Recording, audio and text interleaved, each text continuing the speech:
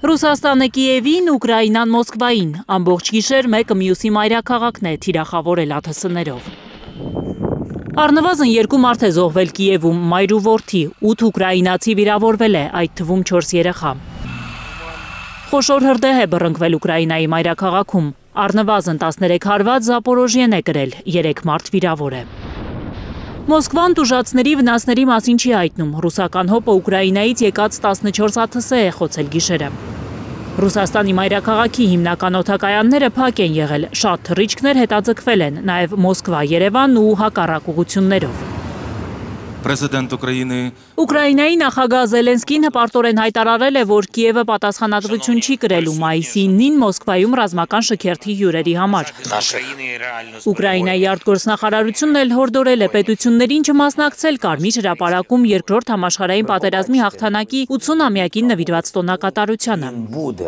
Ուկրաինայի ղեկավարի ձևակերպմամբ այդ օրը Ռուսաստանի կողքին կանգնելը ոչ թե նացիզմի դեմ հաղթանակը հարգելու, այլ ուկրաինացի երեխաների, զինվորների սպանդի պատասխանատվությունը կիսելու նշան է։ Անիմաստ է Զելենսկին համարում մայիսի 8-ից 10-ը Պուտինի հայտարարած միակողմանի հրադադարը։ Ռուսաստանը պատրաստ է այդ օրերին մի փամփուշտ էլ չուղարկել Ուկրաինա, բայց եթե Կիևը կրակի, հակահարվածը անխուսափելի կլինի։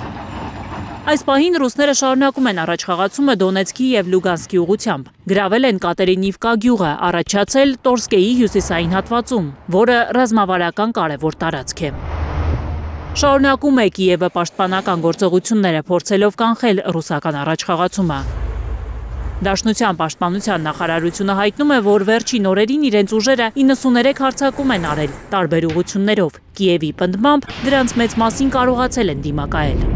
Ռուսական զորքերը մոտեցել են Տորսկի արևելյան հատվածներին, որոշ բնակավայրեր գրավելով։